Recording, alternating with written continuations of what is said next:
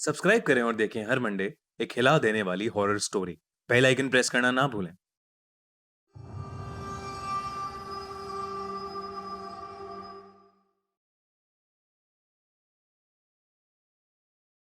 शिमला के बारे में तो सब जानते ही हैं। वहां की ब्यूटी और पहाड़ सबको खूब भाते हैं। जब 14 साल की निहारिका के पापा ने उसे बताया कि वो वेकेशन के लिए शिमला जा रहे हैं, तो वो बहुत ज्यादा एक्साइटेड हो गई। निहारिका और उसकी फैमिली अगले ही दिन शिमला के लिए निकल गए। उन्होंने 2 दिन वहां पर बहुत एंजॉय किया। पर ट्रिप के तीसरे दिन निहारिका के पेरेंट्स ने डिसाइड किया कि वो शिमला के पास ही बेहद सुंदर माने जाने वाली सोलन डिस्ट्रिक्ट भी देखने जाएंगे। उसी शाम निहारिका और उसकी फैमिली शिमला से सोलन जाने वाली इकलौती ट्रेन पर चढ़ गए। शुरू में तो निहारिका खुश थी, पर धीरे धीरे उसे वो 2 घंटे का सफर बहुत ही लंबा और फ्रस्ट्रेटिंग लगने लगा। वो एकदम से चिड़चिड़ी होने लगी। निहारिका की मम्मी उस पर बहुत गुस्सा करने लगी और उसे पीछे वाली सीट पर भेज दिया।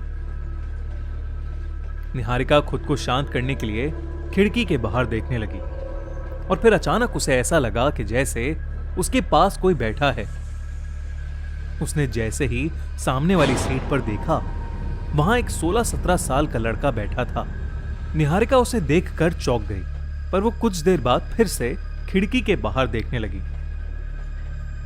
वो लड़का निहारिका को देखे जा रहा था और फिर निहारिका से कहने लगा, आगे मेरा घर आने वाला है, तुम देखना चाहोगी? उस लड़के की यह बात सुनकर निहारिका मानो हिप्नोटाइज हो गई। वो भी उस लड़के को देखने लगी और उस लड़के की आंखें लाल होने लगीं।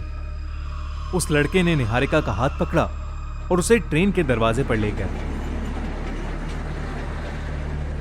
निहारिका ने देखा कि आगे एक टनल आने वाला था, जो कि बहुत ही वीरान और डरावना सा लग रहा था। वो लड़का निहारिका से कहने लगा कि वो टनल नंबर 33 है और वही उसका घर है और उसकी मां वहां उसका वेट कर रही है। ये कहते ही निहारिका को जोर का झटका लगा और वो लड़का वहां से गायब हो गया। लेकिन अब निहारिका की आंखें एकदम लाल हो चुकी थीं। उस लड़के की आत्मा शायद निहारिका के अंदर घुस चुकी थी। ट्रेन जैसे ही उस टनल के अंदर घुसी, निहारिका की हालत और खराब होने लगी। उसके मुंह से खून निकलने लगा और उसका शरीर नीला पड़ने लगा। निहारिका ने ट्रेन से नीचे कूदने के लिए अपना कदम बढ़ाया ही था कि तभी ट्रेन का टीसी आया और उसने निहारिका को अंदर खींच लिया। और अंदर आते ही निहारिका और चिल्लाने लगी और उसकी आवाज सुनकर उसके पेरेंट्स भी वहां आ गए। टीसी ने निहारिका की आंखें बंद कर दी और उसके माथे पर एक बोतल से पानी डालने लगा।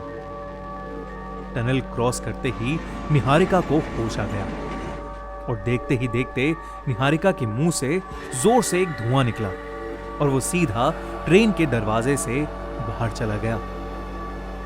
जब निहारिका ने अपने पेरेंट्स को उस लड़के के बारे में बताया, तो उसके पेरेंट्स ने उससे कहा कि उन्हें ना तो उनके कंपार्टमेंट में और ना ही ट्रेन में कोई लड़का दिखा। तब उस टीसी ने उसके पेरेंट्स को बताया कि बहुत साल पहले उस टनल नंबर 33 में एक लड़के की इसी ट्रेन से गिरकर मौत हो गई थी। उसका घर उस टनल के पीछे ही था और उसकी मां टनल नंबर 33 की केयरटेकर थी। बेटे की मौत की वजह से उसकी मां ने भी इसी ट्रेन के आगे कूदकर अपनी जान दे दी थी। उस दिन के बाद से उस लड़के की आत्मा किसी का शरीर ढूंढ रही है, जिसमें घुसकर वो वापस अपने घर जा सके। ये सब सुनकर निहारिका और उसकी फैमिली का दिल बुरी तरह दहल उठा। सोलन पहुंचने के कुछ दिन तक निहारिका शौक में ही रही और फिर उसकी फैमिली उसे लेकर वापस घर चली गई। अगर आपको हमारी कहानी अच्छी लगती है और आप भी बनना चाहते हैं हमारी तरह एक स्टोरी टेलर, तो आप हमारी तरह यूज कर सकते हैं मोआनो पॉडकास्ट माइक। काफी सारे ऑप्शंस देखने के बाद और माइक क्वालिटी, नॉइस कैंसिलेशन और प्राइस पॉइंट जैसी चीजें कंपेयर करने के बाद हमें बेस्ट ऑप्शन लगा मोआनो पॉडकास्ट माइक, जो कि आपको 2000 से 4000 के बीच में इजीली Amazon पर मिल जाएगा। हमने अपनी वीडियो के डिस्क्रिप्शन में भी मोआनो माइक की लिंक डाल दी है, जहां से आप इसे खरीद सकते हैं। YouTube वीडियोस बनाने के लिए ये एक सस्ता, सुंदर और परफेक्ट ऑप्शन है। और इनफैक्ट हम ये न्यू ईयर सेलिब्रेट कर रहे हैं मोआनो के 3 माइक्रोफोन्स गिव अवे करके। उसकी डिटेल्स आपको खूनी मंडे लाइव की इस वीडियो में मिल जाएंगी। एंजॉय, और हमारा चैनल खूनी मंडे सब्सक्राइब करना बिल्कुल मत भूलिएगा।